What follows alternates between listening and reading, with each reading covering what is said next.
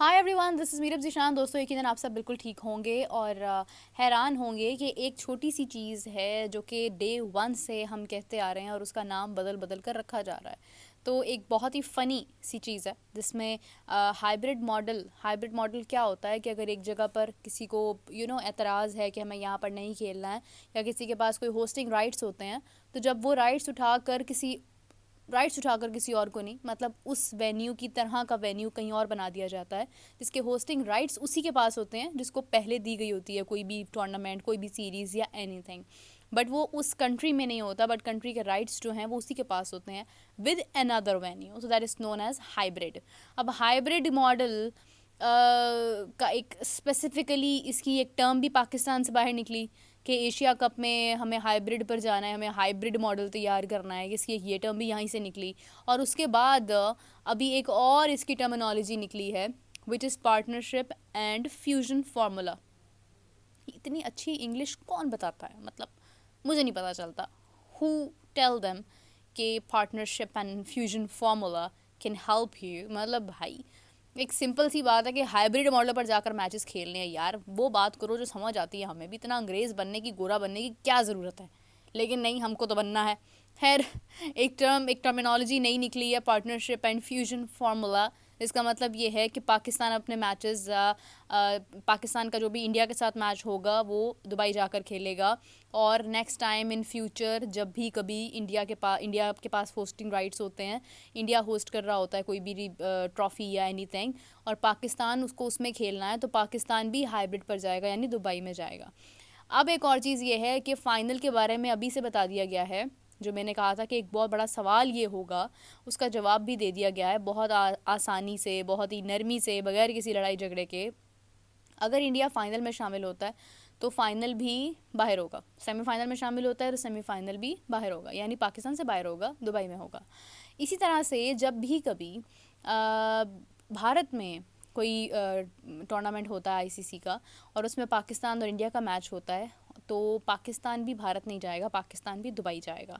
और अगर फाइनल में पाकिस्तान शामिल होता है या सेमीफाइनल में शामिल होता है तो वो भी दुबई में मैचेस होंगे। अब बहुत सारे लोग यहाँ पर, अभी मैं बात कर रही हूँ और उनके माइंड में फ़ौरन से आ रहा होगा कि पाकिस्तान सेमीफाइनल या फाइनल में कैसे आएगा, पाकिस्तान अभी इस सिचुएशन में ही नहीं है। अब इसका जो समझ लें आपके जवाब है, वो पाकिस्तान ने इस चैम्पियंस ट्रॉफ़ी में देना है।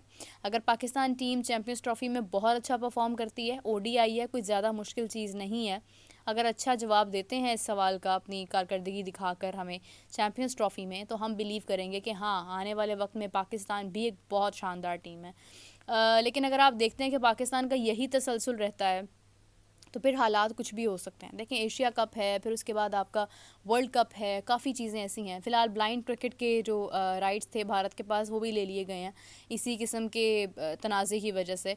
और अक्सर ये होता है कि मैं प्रोग्राम्स में जब होती हूँ तो मेरे साथ बहुत सारी ऐसी डिस्कशन हो रही होती है कि मेरे सर में दर्द होने लग जाता है कि यार, मैं अब इस टॉक्सिसिटी का क्या जवाब दूँ। लेकिन जवाब देना पड़ता है, अब काम है तो बोलना तो पड़ेगा। बट आई ऑनेस्टली थिंक कि अगर कोई ये कहता है कि किसी भी कंट्री की पॉलिटिक्स क्रिकेट में इन्वॉल्व नहीं होनी चाहिए, तो क्रिकेट में पॉलिटिक्स इन्वॉल्व्ड वाकई में नहीं होनी चाहिए। Then why every chairman of PCB is always has always a political background and political narrative. सोचने वाली बात है ना। तो पाकिस्तान पीसीबी में तो ऑलरेडी पॉलिटिक्स है, इतनी पॉलिटिक्स है कि एक पॉलिटिशियंस का बैकग्राउंड रहा है एज अ चेयरमैन पीसीबी में, अभी भी है। लेकिन वो एक अलग बात है कि मोहसिन नकवी साहब जो हैं वो सिक्योरिटी के इंतज़ामात या जो भी उनकी ड्यूटीज़ हैं उनको भी संभाल रहे हैं, और बोर्ड के भी मामलात को संभाल रहे हैं। काफ़ी चीज़ें ठीक करने की भी कोशिश की हैं उन्होंने। I don't want to be very biased about something, balanced रहना चाहिए, ऑब्जेक्टिविटी का इजहार करना चाहिए। तो मैं पॉजिटिव होकर ये बात करूँगी कि मोहसिन नकवी साहब ने जेनुइनली बहुत कोशिश और बहुत मेहनतें की हैं जो नज़र आई हैं, जो उनको देख कर पता चलता है कि he is going through a lot. लेकिन उसका फ़ायदा जिन्होंने देना है वो आप अकेले नहीं कर सकते, आपके साथ पूरी एक टीम होती है, एक कोर टीम होती है आपकी। और उस कोर टीम में से भी अगर कुछ लोग आपके अगेंस्ट खड़े हों और आपको ना पता हो, तो फिर आपका जहाज़ डूबना शुरू हो जाता है। कुछ इसी तरह की चीज़ें जो हैं वो माजी में हुई हैं, जिन पर काबू पाने की भरपूर कोशिश की गई, और उसके बाद अभी पाकिस्तान की फॉर्म किसी हद तक बेहतर भी नज़र आई। जिम्बाब्वे के साथ पाकिस्तान की जो विन थी उसमें मैं ये नहीं कहूँगी कि जिम्बाब्वे बहुत हल्की टीम थी तो पाकिस्तान ने जीत लिया तो कौन सी बड़ी बात थी, पाकिस्तान हार भी सकता था। हमें जिम्बाब्वे से अपसेट हुआ भी है माजी में, तो हारे नहीं है, at least this was the good gesture. लेकिन ये है कि अभी डेफिनेटली इस मोमेंटम को कायम रखने के लिए हमें आगे मुश्किल टीमों के खिलाफ भी इसी तरह से खेलना है। मैंने पहले भी ये कहा था कि एक जीत को सर पर नहीं उठा लेना चाहिए, अभी 2 मैचेस और बाकी हैं। अगर वो 2 मैचेस में भी पाकिस्तान विन करता है, सीरीज़ विन करता है, वाइट वॉश करता है, तो फिर सिचुएशन और हो सकती है। फिर हम कह सकते हैं कि हाँ, अभी फ़िलहाल टीम T20 के लिए इस काबिल हो गई है कि आगे उसको इंटरनेशनली हम शायद और मैचेस भी खिला सकते हैं इन्हीं लोगों को। अब बात करते चलें, हाइब्रिड मॉडल पर भी बात हो गई है, चैम्पियंस ट्रॉफ़ी पर भी हो गई है। चैम्पियंस ट्रॉफ़ी के ऊपर भी कुछ चीज़ें सामने हैं, टिकट्स की प्राइसेस भी सामने आ चुकी हैं, जिसके बारे में मैं आपके साथ दोबारा जब वीडियो बनाऊंगी तो उसमें हम प्राइसेस की बात भी करेंगे, उस पर भी बात करेंगे। एक और चीज़ ये भी है कि चैम्पियंस ट्रॉफ़ी ये सब कुछ, इससे पहले एक बहुत इंपॉर्टेंट चीज़ है IPL और PSL, जो कि एक पूल में एक विंडो में होने जा रहे हैं। और राशिद खान जो कि लाहौर कलंदर्स में एक टॉप प्रायोरिटी होते थे, वो लास्ट टाइम भी जो PSL अभी हुआ 2024 में, वो इसमें भी नहीं थे क्योंकि वो अनफिट थे। और उसके बाद अब वो पिक्ड हो चुके हैं IPL में और अभी भी वो नहीं हैं PSL में। इसी तरह से बहुत से नाम ऐसे हैं जो IPL में पिक्ड हैं और वो PSL में नहीं होंगे। और PSL को अब अपना एक जो पैनल बनाना है डिफरेंट टीम्स को, वो डेफिनेटली अपने लोकल प्लेयर्स को इतनी हाइप देना है ताकि उनकी वजह से एक इंटरेस्ट का फैक्टर पैदा रहे। क्योंकि पाकिस्तान में देखें, अगर यही हमारी PSL में कोई बहुत बड़े नाम हो तो इसका जो एक लेवल ऑफ इंटरेस्ट है वो बहुत बुलंद हो। मगर सैड रियलिटी इज़ दैट कि हमारे पास अभी फ़िलहाल चंद ही नाम हैं जिनकी बहुत ज़्यादा हाइप है पाकिस्तान में, जैसे बाबर आज़म है, शाहीन है, रिजवान है, नसीम शाह हैं, हारिस रऊफ़ को भी लोग पसंद करते हैं, फ़खर ज़मान को बहुत लोग पसंद करते हैं, इफ्तिखार अहमद की भी अपनी एक फ़ैन फॉलोइंग है, लेकिन ये है कि शादाब की भी है। मगर एक मसला ये है कि इन लोगों की वजह से आप पूरा एक पूरे पाकिस्तान को आप नहीं मैनेज कर सकते हैं, बिकॉज़ आपके मैचेस डिफरेंट जगहों पर हैं। कराची नेशनल स्टेडियम में भी आपके मैचेस होंगे, रावलपिंडी में भी होंगे, लाहौर में भी होंगे। लेकिन ये है कि आपको जो एक इंटरेस्ट का फैक्टर है वो पूरे पाकिस्तान से उठाना पड़ता है। और लास्ट टाइम जो PSL हुआ है, मैंने खुद उसका I was doing my show at that time and I was watching the whole matches and everything.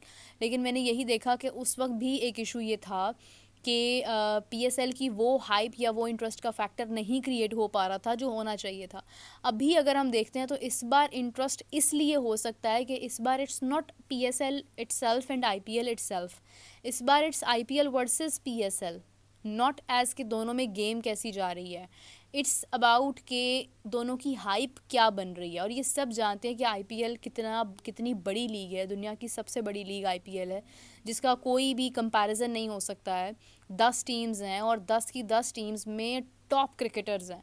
मतलब you can not select a single team, there are a number of people in there जो कि आपकी top priority हो सकते हैं, आपके top picks हो सकते हैं। तो उसके बाद जब आप देखते हैं कि IPL और एक तरफ PSL, आई विश के PSL पाकिस्तान सुपर लीग किसी किस्म का अपना एक मोमेंटम भी कायम रख सके, एक इंटरेस्ट का फैक्टर हाई कर सके, लेकिन बहुत मुश्किल होने वाली है फ्रेंचाइजेस को, और उनको इस बार मैनेज करना होगा कि हमें ये इंटरेस्ट कैसे बढ़ाना है, कैसे पैदा करना है। और मेरी कोशिश होगी कि मैं ग्राउंड में जाकर भी PSL के काफ़ी मैचेस कवर करूँ ताकि मैं वहाँ से लाइव आऊँ और अपने YouTube पर भी आऊँ और डेफिनेटली अपने शो में भी लाइव आऊँ, मैं इंटरव्यूज़ करूँ खिलाड़ियों के, तो फिर उनका ओपिनियन भी हम लोग लें। तो एक इंटरेस्टिंग सूरत हाल जो है वो डेफिनेटली ये 1-2 महीने के बाद जो है वो होने वाली है। अभी के लिए आपसे इजाज़त चाहती हूँ, अपना बहुत सारा ख्याल रखिएगा, टेक केयर, बाय बाय।